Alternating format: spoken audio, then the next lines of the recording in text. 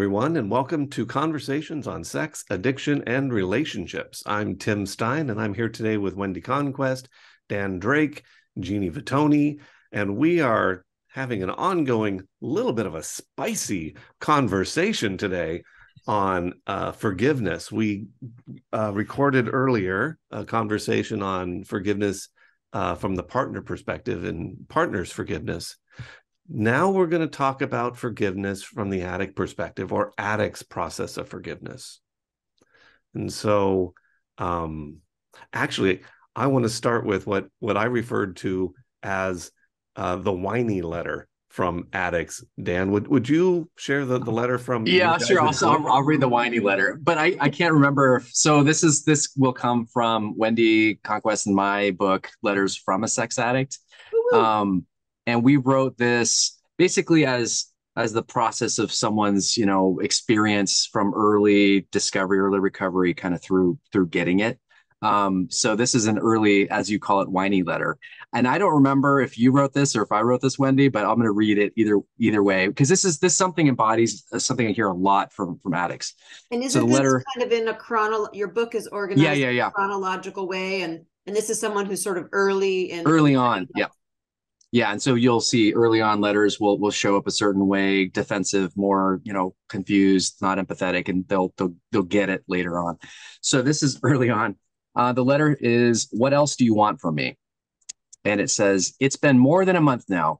Our whole life has exploded, and I've changed everything. I'm going to SAA meetings. I'm in therapy now. You kicked me out of the house. I'm doing everything you've asked me to do, yet it's still not enough for you. Nothing I do is good enough for you. You keep criticizing me. You're always so angry. What else do you want from me? I've already said I'm sorry hundreds of times, yet you keep replaying the past. I'm working really hard at moving forward in our life, but you keep bringing us back to the past. I've told you once, I've told you 100 times, I can't change the past. When are you going to let it go so that we can move on?" Oof. Have you heard that before from people in our offices? Once or twice. I do want to say, though, I love this book and Letters from a Sex Addict.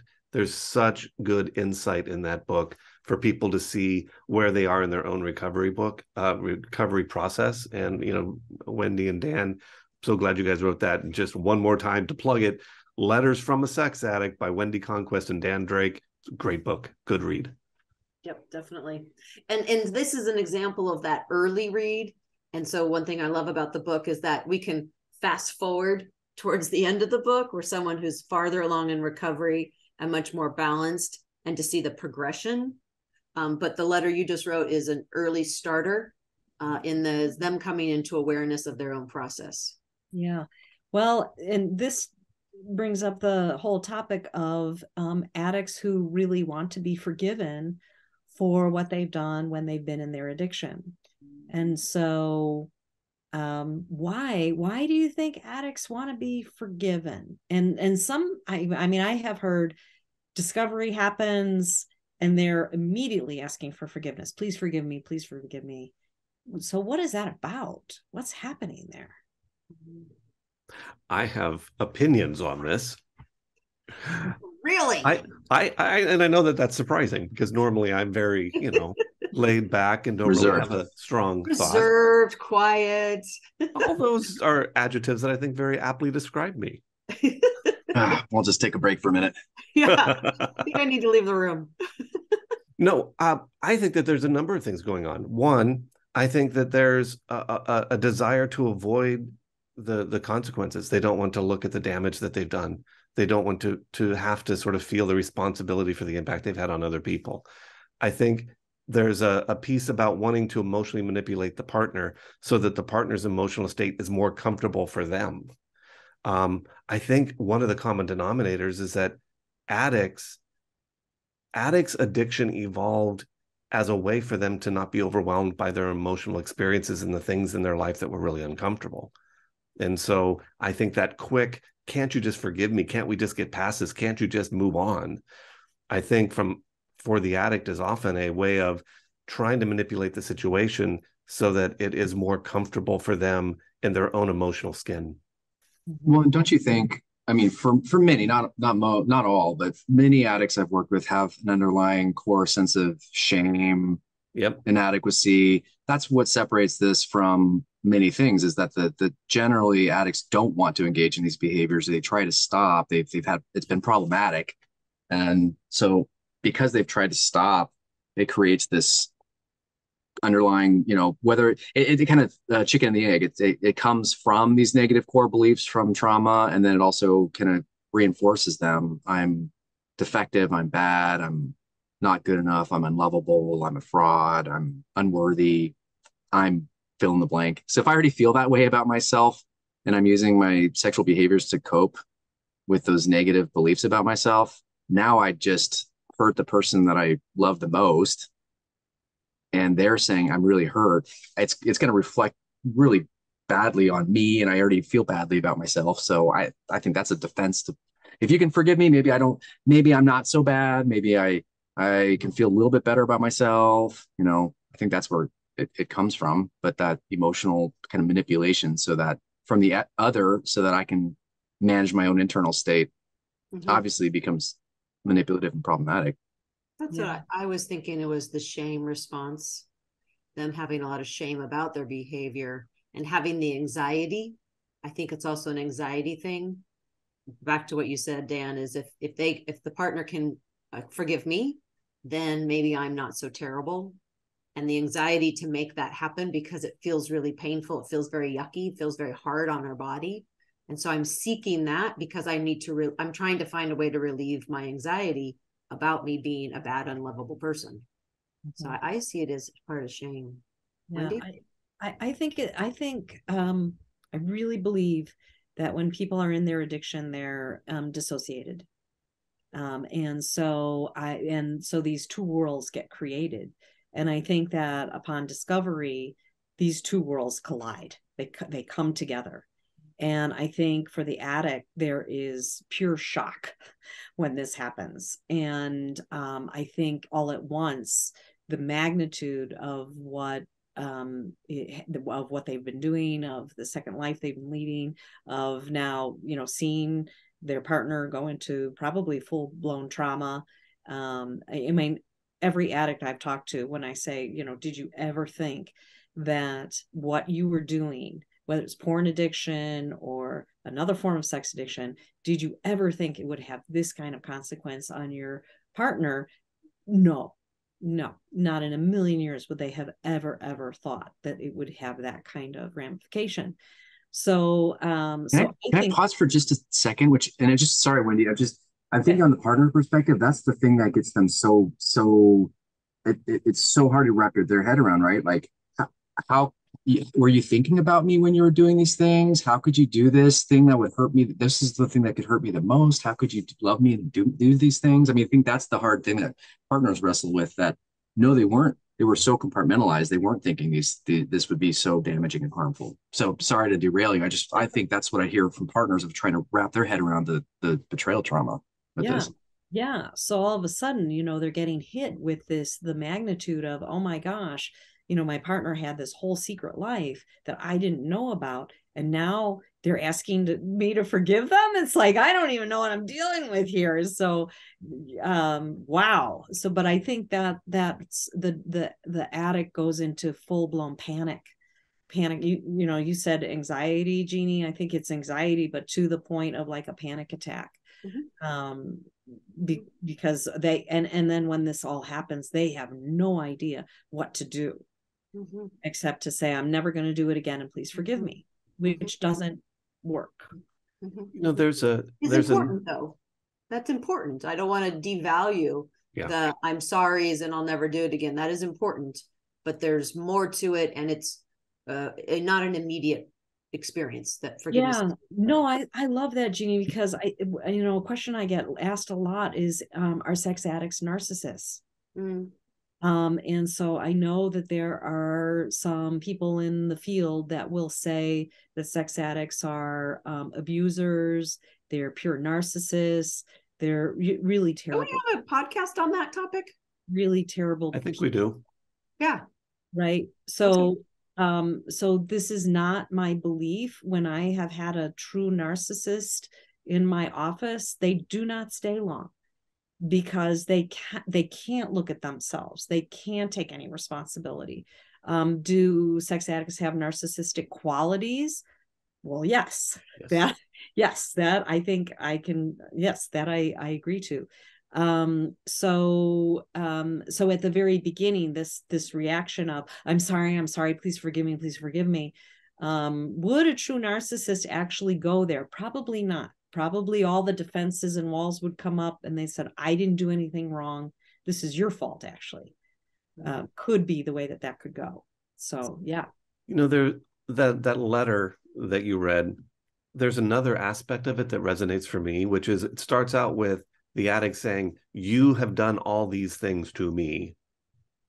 And what comes up for me is the importance of the addict being able to, the addict has not yet got to a point where they can understand, because of the partner's trauma, why these reactions and behaviors make sense from the partner's perspective. And that doesn't mean that the partner's behaviors are always kind, are always rational, are always appropriate.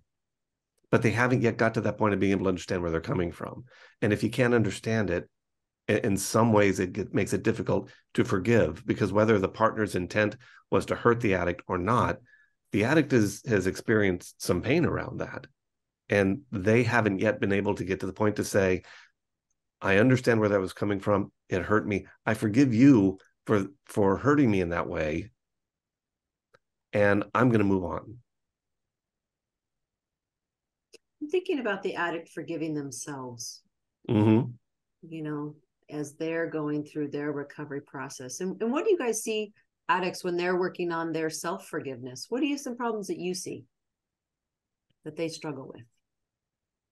I see a lot addicts trying to, I think addicts, if we're thinking in terms of parts of ourselves, if I've got a part of myself that's an addict, so that's not all of me. There's times where I'm not acting like an addict, but there's times if I'm acting like an addict or if I'm in active addiction, that I become a different person, or I show up differently.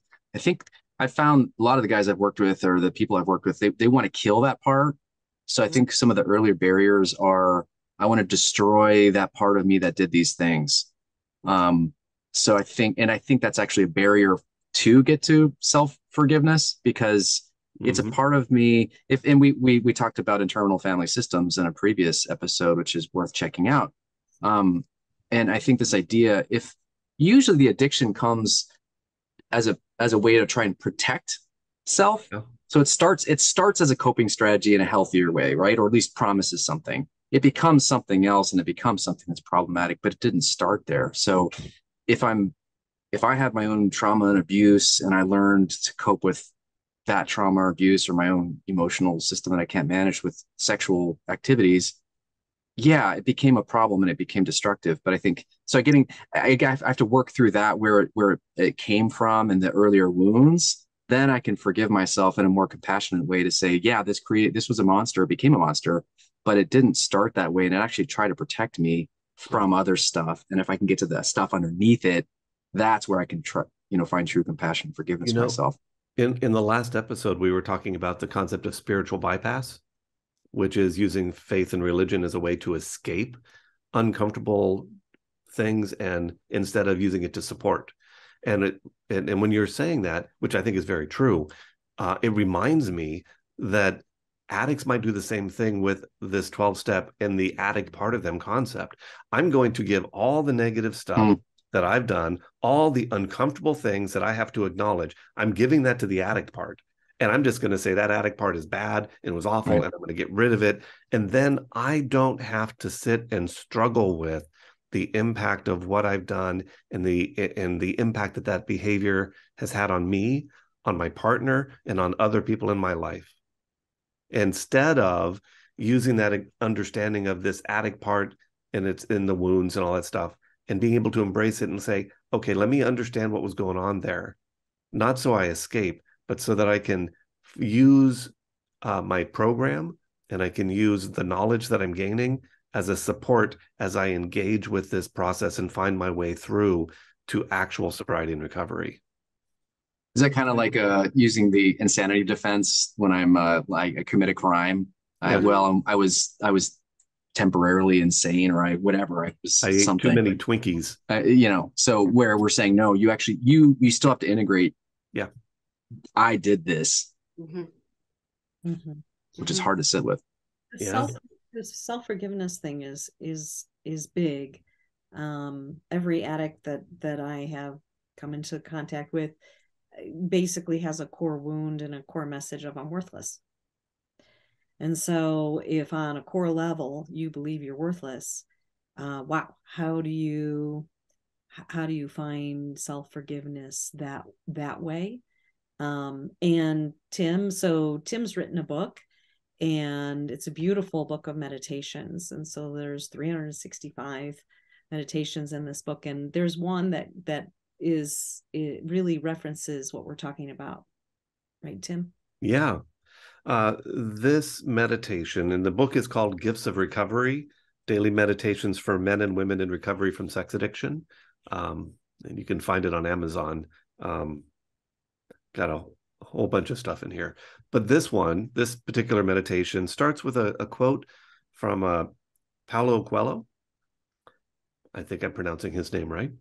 And it says, when he acts perversely or maliciously, because he is a man of many faults, he is never too ashamed to ask forgiveness. There are three aspects of forgiveness that are important for addicts to remember. One, while forgiveness may be healing for the victim, those we have intentionally or unintentionally harmed, forgiveness is not helpful to us unless we also accept responsibility.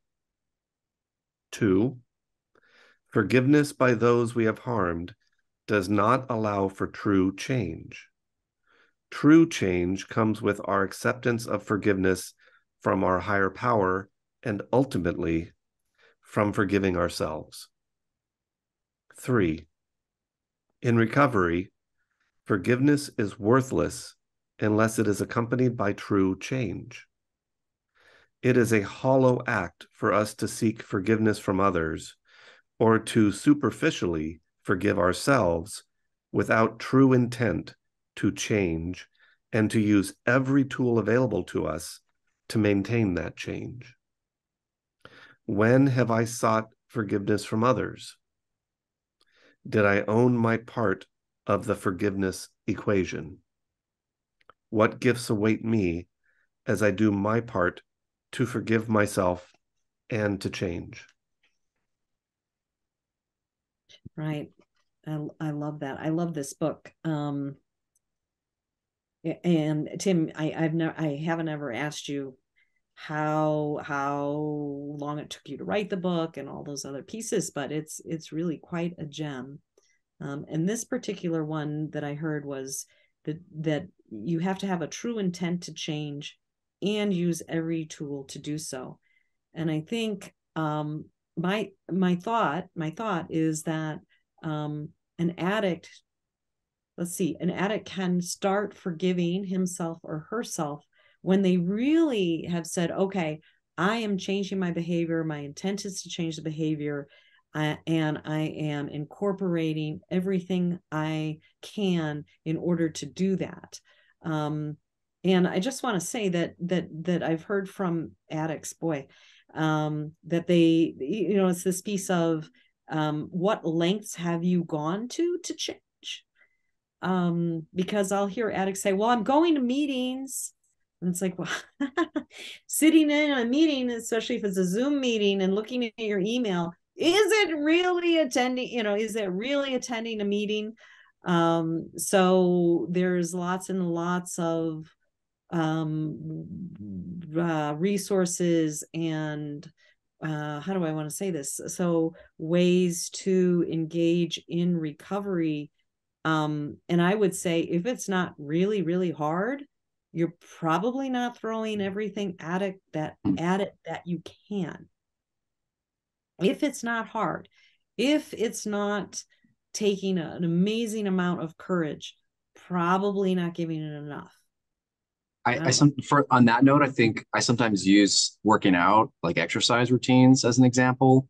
You know, I can think of some times where I've like wanted to check the box on working out, so I've done something. But there's a difference between phoning it in and then really getting that good workout. Like the good workout is usually going to take energy, and it's going to be not easy. It's going to take, but there's a payoff. There's a good healthy payoff with it. So I think we know that for working out, but not sometimes we don't think about it in terms of recovery work, that it should be easy, or I should be comfortable or something. So I think you're right. I'm thinking back to the earlier letter, the whiny letter, and then Dan, you talking about a lot of addicts is developed as a coping skill, maladaptive coping skill for a situation. And as the addicts go through recovery, because the letter really showed early recovery, and as they go through recovery and they understand more about their addiction and more about those core wounds, I think you're right, that's a turning point where they can externalize and say, what was going on for me? How was this harmful? How was this helpful? What can I do differently as they're moving through? So we talked earlier in the other episode about forgiveness being a process. Yeah. And I can really see that process playing out for the addict as they go through their recovery, as they understand themselves better and understand where their addiction came from, that I could see that be a real turning point in their self-forgiveness. Yeah. I think there's a concept that it's anyone listening, forgive the psychobabble term, but cognitive dissonance. This idea that means that human beings, we have a hard time holding two competing things at the same time. So in this case, I'm a good person who's done some bad things. If I'm a good person who's done some bad things, usually we'll go to either I'm a good person and the things weren't that bad, or I've done some bad things, so I'm not that good of a person. We'll kind of take one or the other. So I think part of the integration of this work is to be able to own it. I am this person who's done these things, and they were bad, and I can still be good. So that place of how do I wrestle with that? And I think when I can sit with those competing tensions, that'll help me forgive, because I'm not just minimizing the behaviors or the impact of those behaviors. I can take full responsibility of them, but that also doesn't have to flood me with shame and say that I'm the worst person on the planet because of that. I can still hold my dignity and value and worth. So to me, that's a huge part of the work. I love that. That's a great I point. just want to remind people you're listening to Conversations on Sex, Addiction, and Relationships. And today we're talking about forgiveness from the addict perspective. Mm-hmm. I want to ask a question because I put something out there. I'm kind of surprised, like, quite honestly, you guys didn't follow up on it. And I make up that there are some listeners that would appreciate us struggling with this question. And that was the concept of the addict forgiving the partner. And I make up that there are some people out there that would say, why would the addict ever need to forgive the partner? Mm-hmm. And so I'm just wondering what you guys think about that idea.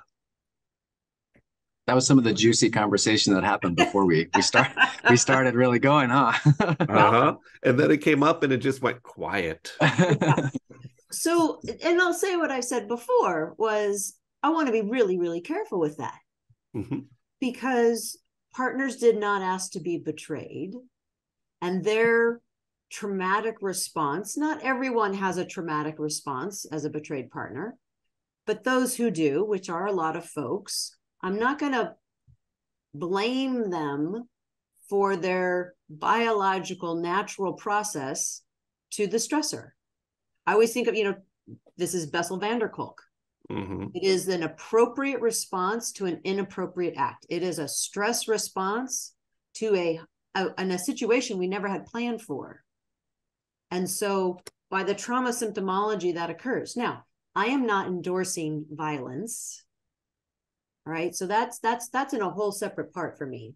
Mm-hmm. But for a partner who's going through the emotional ups and downs, forgetting, what was I doing? Not sleeping well, not eating well, and a lot of emotional reactivity, or complete shutdown and can't get out of bed.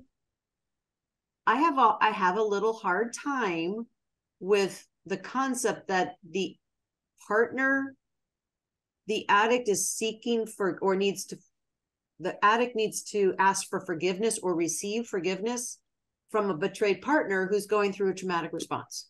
Yeah. But couldn't that, now that we're talking about it, couldn't that look like I can accept that my partner has her, his or her emotional system may be dysregulated or forgets things, or maybe the fluctuates with mood so quickly, or is super depressed or angry all the time, or whatever the response is. Could it come to terms? It makes sense. I can say I get it. It makes sense, and I kind of come to acceptance of that based on the trauma of the betrayal trauma that happens. I mean, is that, to me, that feels like a level of forgiveness of these symptoms aren't personal. They're not an attack against the addict. They're coming as a understandable response to the betrayal trauma. So I could see that as a level of forgiveness. Yeah, it's fine if they're in their cerebral cortex, if they're in their Who's the addict or the betrayed partner? the addict. So what I find is that the traumatic responses from the partner, which are completely understandable, but a lot of times those mimic things that the addict experienced in childhood. So if the partner starts screaming and yelling and they had a mom that was, screaming and yelling, the partner, of course, is going to start accusing and making accusations. And I mean, it would take so much something to be able to contain in that way. I know it's understandable that the partner goes into attack mode. And if they have a highly critical father, that addict is going to get triggered now. And so they're going to go into a defensive mode. So what I say to couples that I work with is there's this ping-ponging back and forth of trauma responses. And so this idea of later on, at some point, the addict has to say, I think the addict has to say, I rarely say an absolute, but has to say, I get it. I've studied trauma. I've studied betrayal trauma. I really understand this. I see how you're triggered. I see how was triggered, and I get it. And I forgive you. And I see all the hard work you're doing. I see that your activation levels are less, or your activation levels are less frequent. And so I get it. And I can understand this, kind of what you were saying, Dan. I think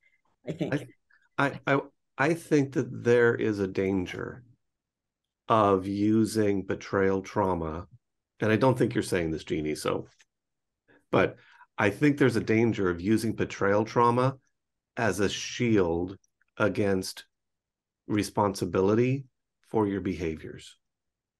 And I understand partners come from a betrayal, that trauma bond, that trauma gets triggered, and all kinds of stuff comes out. And I completely understand, and I can make sense of why it makes sense.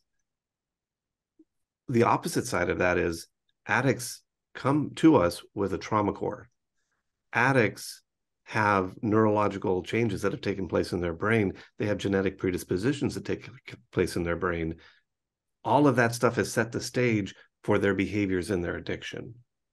We never say that because an addict has these these things that have set the table, and we never say that because the addict has a core of trauma that they're not responsible for the impact of their behaviors on someone else. We say we can understand where that came from.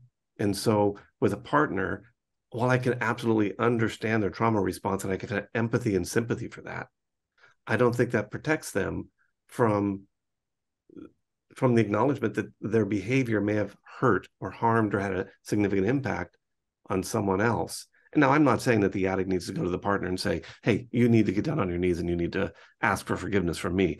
I'm not going there. But for the addict to recognize that there's an importance of them being able to forgive the partner for what was going on with the partner in that moment. And I think on the partner's side, for the partner to be okay that the addict has to forgive them. Don't you think? I don't disagree theoretically, but I think there's something about proximity to the trauma. I mean, if I'm in acute trauma right now and I have my responses immediately after a trauma, yes, that feels a little bit different. Like we get through it the best we can. but 20 years from now, those whatever kind of my trauma responses got solidified and crystallized. Now it's a chronic response to traumas I went through. I feel like it's a bit different when I'm triaging in the moment from a traumatic experience than it would be, a couple decades later. My response is to the neurological impact of that stuff. Don't you think? I don't. Yeah, I'm worried about gaslighting too. So I'm worried about the addict kind of hearing this and going, yeah, she traumatizes me too. So I'm going to tell her that she's traumatizing me. And now it feels like gaslighting. Yeah. I will clarify. I am in no way putting the impact that the addict has had on the partner and the partner's impact on the addict in equal terms. In no way saying that. I guess the way I look at it is I think of there's an initial trauma, and then my responses to that trauma can be another trauma. So I become a angry, aggressive person when I was usually pretty nice and I didn't have this in the past. Or I was always on it, very, clear and capable and dotting my I's. And so if you have an acute trauma that takes you from being a laid back, kind person and suddenly you're angry, irritable, and having outbursts, does that mean that the person that's been harmed by your outburst doesn't have the right to forgive you for the impact because it was an acute trauma? No, I just think I think that the forgiveness is, maybe it's the word forgiveness that I have a hard time with. Maybe there's a different word. I do agree. I think the principle's there, because I can still, as a result of that, I can still have a negative impact on someone, even if it was like, I don't know, I was supposed to pick up my kids at a certain point and I'm forgetting, I can't remember to do it. Now my kids are actually affected. I do that. There's an impact, or I'm aggressive or something. I mean, sure, of course there could be an impact. Maybe I'm just balking with the term forgiveness. Okay. It feels too equating of the harm done for me. I'm balking with the word forgiveness. Yeah, I think I'm balking with that because I would agree with you. We are all accountable for our behavior 100% of the time, and the experience the betrayed partner is going through makes sense because of the situation. And we bring in this forgiveness thing. It just doesn't feel, and maybe it's because it's these trying to equate, and it doesn't feel equitable. It's not the same.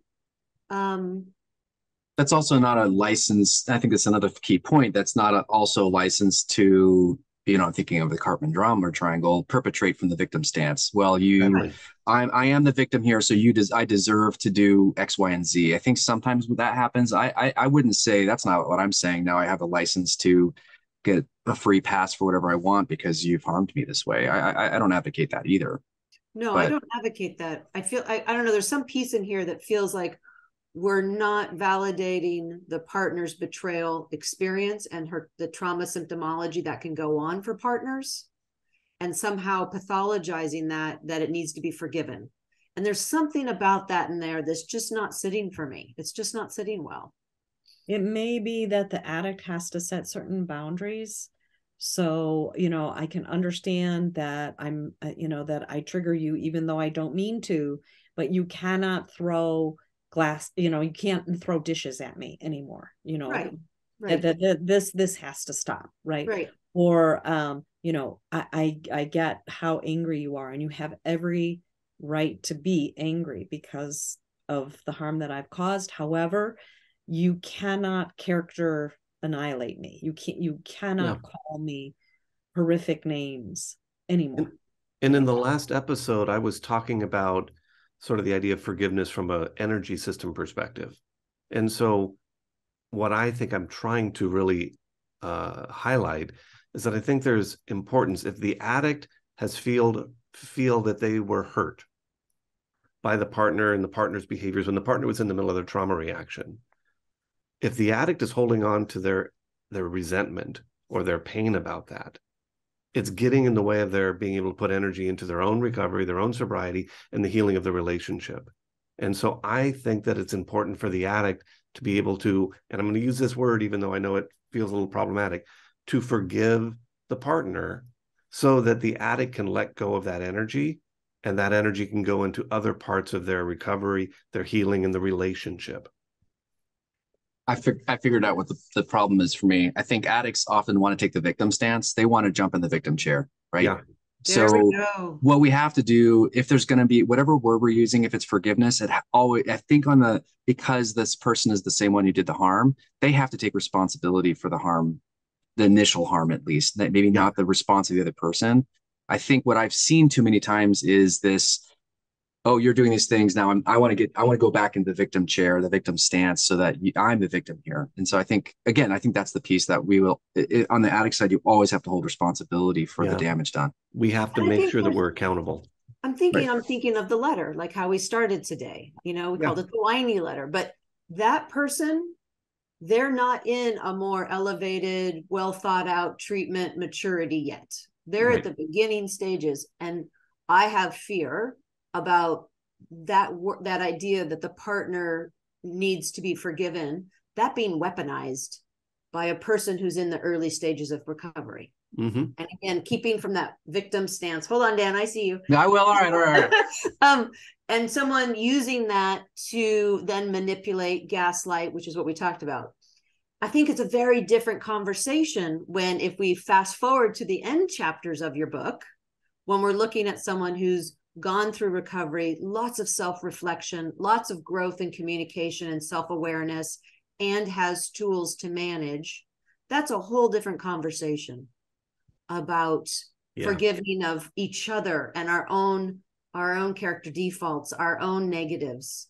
But that's on more of a higher, sophisticated level. Well said. We have a voice on that one in the book, Dan? Okay, I found one. Great. So this letter is called Hope. It's a little bit longer, and hopefully it shows someone a little bit further down the process. So it says, how different hope looks for me now than it did after discovery. I used to think and tell you, what's done is done. Why can't you just get over this and move on? I know now that our moving on, quote unquote, looks so much different than I ever thought. I now know that hope for us isn't pretending I didn't hurt you in the ways I have through my sexual behaviors. It's also not about trying to put a quick bandage on all this. No, hope for us has come through me healing from my past, understanding the impact of my addictive behaviors, and helping you heal from what damage these behaviors did to you and to us. This hasn't been easy. We're still working on it, but I also feel a closeness to you that I've never experienced before. Our intimacy was forged through pain, but it's stronger now than ever. I'd give anything to undo the pain that I've caused you through my betrayal. I would never wish that on you again. Unfortunately, I can't undo the past, but I can continue to show you consistent, trustworthy actions over time and continue to provide you safety in our relationship as we deepen the intimacy in this new relationship we've developed in recovery. Oops, I just missed it for a second. Sorry. Scrolling down. This is hope. You're healing, I'm healing, and we as a couple are healing. We have a future in front of us I never dreamed possible. Yay. I think that is such a wonderful message to end on. I do too. So everyone, thank you so much for joining us in this conversation. It's been a pleasure. Also, couple things. One, send us your thoughts, your questions, your comments to conversations.sar@gmail.com. And please rate us on whatever media platform you're finding us on. It helps other people to find us and join the conversation. Bye, everyone. Thanks.